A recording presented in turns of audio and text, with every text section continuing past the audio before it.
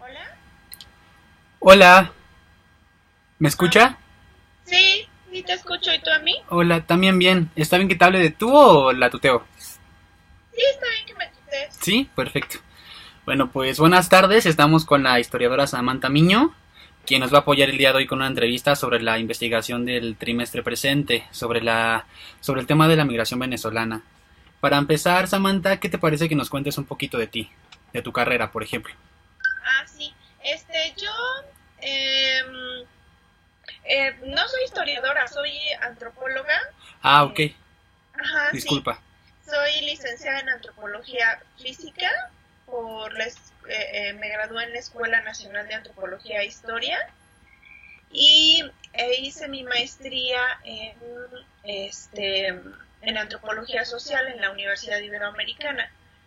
Y bueno, en un principio mi experiencia profesional estaba muy centrada al tema de salud, este, mucho desde el ámbito de la antropología médica y trabajando derechos de las mujeres, derechos sexuales y reproductivos y después ya que inicié con el trabajo de la maestría, lo hice a través de un proyecto en el tema de migración y entonces ahí fue que empecé a trabajar el tema.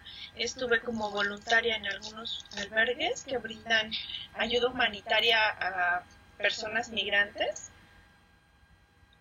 y así fue que estuve pues empapándome del tema y actualmente trabajo en el programa de asuntos migratorios de la Universidad Iberoamericana. Ok, perfecto. Muy bien, Samantha. Disculpa, no te veo. ¿Está bien que sea puro audio o prefieres también que sea video? No, prefiero que sea solo Ah, audio. ok. Sí, muy Estoy bien, no un te poco preocupes. molesta porque, ¿cómo se llama? Porque estoy en mi casa casi un día. Ah, ok. Ok, ok, está bien, no te preocupes. Oye, para empezar, me gustaría saber cuál es tu opinión acerca del fenómeno de la migración venezolana hoy en día. Bueno, pues es un problema grave, una crisis humanitaria muy grave que afecta pues, a toda la región y y bueno, y que lo vemos reflejados por el número creciente de personas que han llegado a México solicitando el refugio.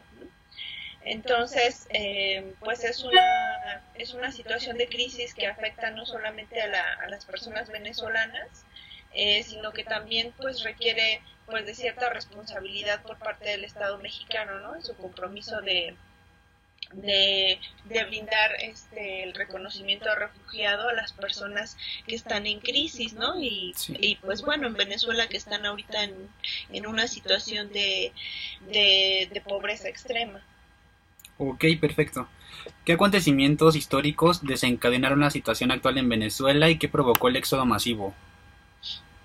Sí, pues mira, le decía yo a tu compañera que no soy experta en la migración venezolana Ujú. y pues realmente son como opiniones muy personales y Sí. no tengo un conocimiento tan amplio de las condiciones históricas en Venezuela.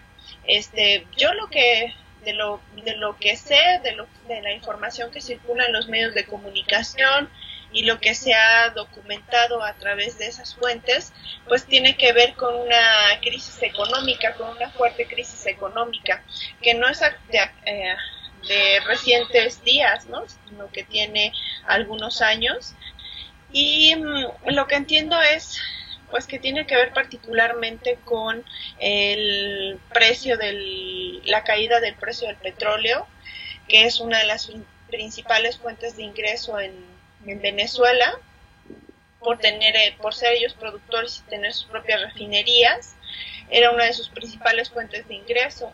Y al desplomarse los precios del petróleo también impactó pues de manera vertiginosa, ¿no? Las condiciones económicas del país, sumado a otras situaciones, ¿no? Que por ejemplo también afectan a México, como pueden ser la corrupción, este, malas decisiones por parte de los gobernantes en relación a cómo ejercer los recursos, ¿no? económicos, ¿no? Hay en Venezuela, por ejemplo, los casos que hemos conocido, personas refugiadas, lo que nos cuentan, que es una parte también de información que circula en los medios de comunicación, es la escasez de productos, ¿no? O sea, no es solamente que no tengan ingresos, o puede ser que tengan condiciones económicas, porque en algún momento Venezuela fue uno de los países que tenía una buena condición económica en América Latina, y personas que tuvieran sus ahorros, etcétera, aunque tuvieran ingresos, no tenían posibilidades de comprar pues insumos, ¿no? O sea, insumos cotidianos, ¿no? De básicos, ¿no? De supervivencia, alimentación, etcétera, porque no había dónde encontrarlos, ¿no? Es decir, una carencia de alimentos, ¿no? De productos básicos para la vida cotidiana, etcétera, ¿no? Sí. Entonces, y pues eso es lo que generó pues una situación de crisis humanitaria por no tener formas de conseguir alimentos, ¿no? Que impactó en la salud de las personas, que generó un proceso de pobreza y de violencia al interior de Venezuela. Ok. ¿Qué otro hecho histórico se asemeja a la situación venezolana desde tu punto de vista? Yo creo que eso es algo, bueno, en la región tiene sus características y condiciones muy particulares, ¿no?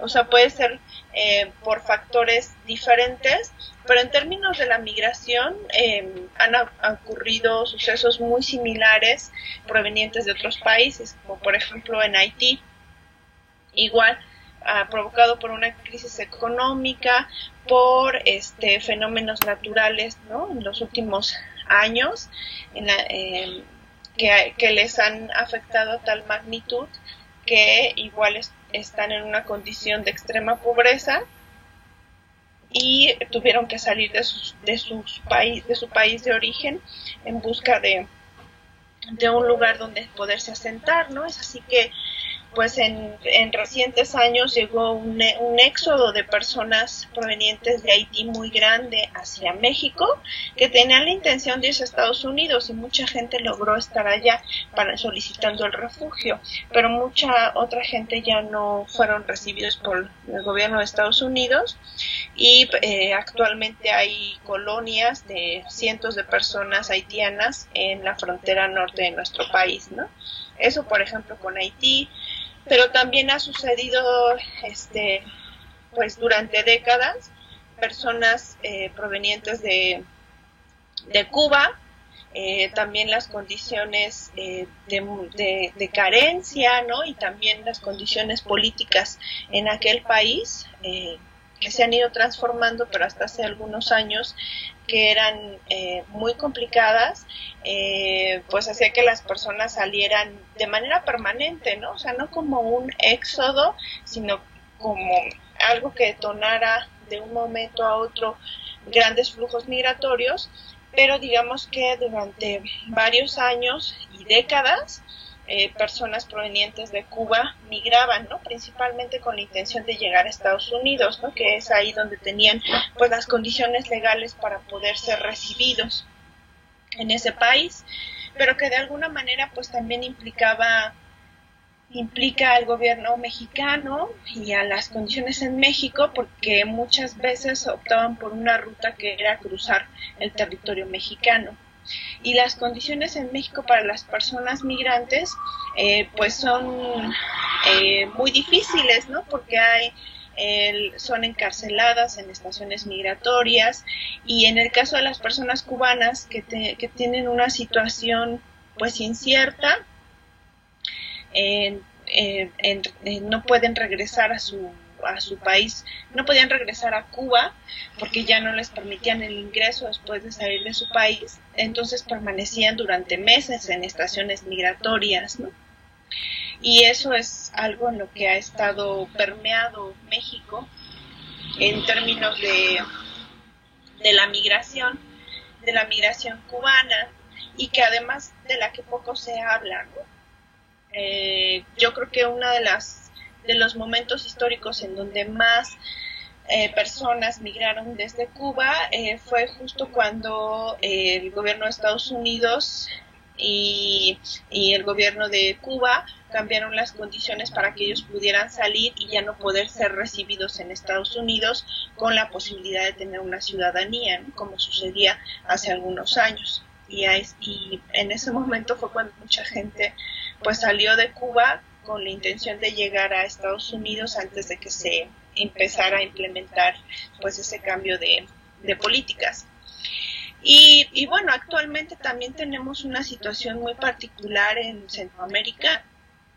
O sea, son condiciones, decía yo, pues políticas y sociales diferentes, ¿no? A las que causan la migración en Venezuela. Pero, por ejemplo, en Centroamérica tenemos también en la historia, pues conflictos armados internos, y sumado a situaciones de pobreza, ¿no? El incremento de la violencia, que han propiciado un incremento de la migración de personas provenientes de los países de Honduras, Guatemala y El Salvador principalmente. Entonces, pues México es uno de los corredores migratorios, es el corredor migratorio más importante a nivel mundial. Y esto quiere decir que pues gente principalmente de Centroamérica, pero de otros países de América Latina e inclusive de otros continentes, viajan e intentan cruzar el territorio mexicano de manera pues cotidiana, ¿no? O sea, Naciones Unidas calcula que alrededor de unas 400,000 o 500,000 personas son las que viajan cada año en nuestro país. Y bueno, las condiciones de Centroamérica pues son muy particulares, ¿no? Por el incremento de la violencia asociada a las pandillas, ¿no? Y al crimen organizado, y bueno, también los conflictos políticos, electorales, y la pobreza, pues son, digamos, el marco que propicia la migración desde aquellos países. Okay. ¿Cuáles consideras que son los factores más importantes en común entre estas naciones que mencionaste, como Haití, Cuba, Guatemala, El Salvador y demás? Yo creo que algunos de los factores que pueden coincidir tienen que ver con políticas no solamente económicas, es decir, con una situación de pobreza, pero no solamente tiene que ver con políticas internas y decisiones particulares de los gobiernos en esos países, ¿no? Sino que también hay una participación importante de la presión económica internacional, ¿no? Particularmente de Estados Unidos, ¿no? O sea, yo creo que las situaciones de crisis humanitaria, de violencia y de pobreza son causadas en parte también por situaciones externas, ¿no? Que tienen que ver con otros países. Por ejemplo, el crimen organizado en Centroamérica pues está muy relacionado y tiene un origen en México, ¿no? Con el crimen organizado en México que se ha extendido hasta Centroamérica. Por ejemplo, los conflictos armados y las guerrillas en las últimas décadas en Centroamérica pues están muy relacionados con la presencia que tuvo Estados Unidos en esas naciones para que se desataran ese tipo de conflictos, ¿no? Por ejemplo, en Cuba, pues la presión económica que siempre tuvo Estados Unidos frente a Cuba, el veto que tuvo en términos económicos hacia esa nación, pues indudablemente afectó la economía en ese país, ¿no? Igualmente, en el caso de Venezuela, pues las condiciones sociales y económicas pues tienen una presión internacional, ¿no? O sea, como te decía, yo lo que entiendo es que tiene que ver mucho con la crisis del precio del petróleo, que también tiene que ver con condiciones externas, ¿no? A la situación en ese país, ¿no? Y que indudablemente impacta en la vida de las personas, pero que además después esas naciones no quieren mantener ningún tipo de responsabilidad en la crisis humanitaria que están originando, que se están desatando en esas naciones, ¿no?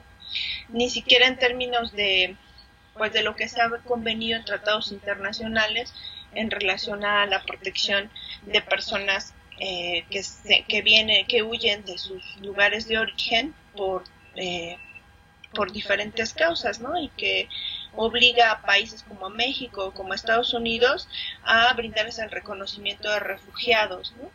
Porque no tienen condiciones para vivir en esos países, ¿no? Pero pues, ahora vemos que Estados Unidos quiere evadir esa responsabilidad que tiene frente a esas personas, al ya no recibir a personas solicitantes de refugio, y en México pues también es cada vez más difícil llevar un procedimiento como solicitante de refugio. Ok.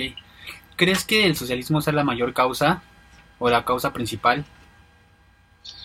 Pues yo considero que no es así, es decir, entiendo que en Venezuela hay condiciones muy particulares en la forma en la que se gobernó, que propiciaron, ¿no?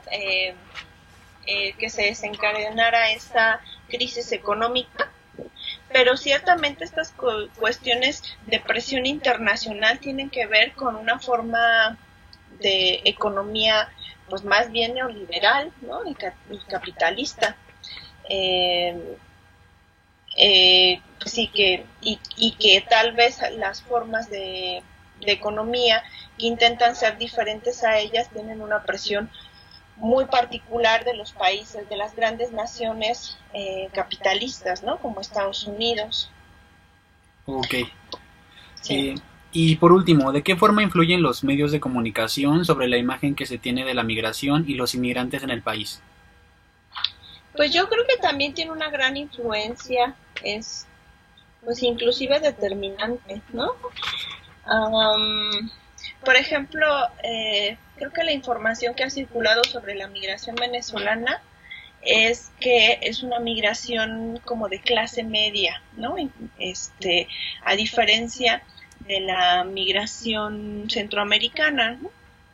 Y eso ha permitido, por ejemplo, que en México se estén aceptando más solicitudes de refugio de personas venezolanas que de otras nacionalidades, como la centroamericana, ¿no? La información que hay de la Comisión Mexicana de Ayuda al Refugiado es que aproximadamente el 90% de las personas venezolanas que solicitan el refugio son reconocidas en México, a diferencia de un porcentaje muy pequeño de personas centroamericanas que solicitan el refugio en este país.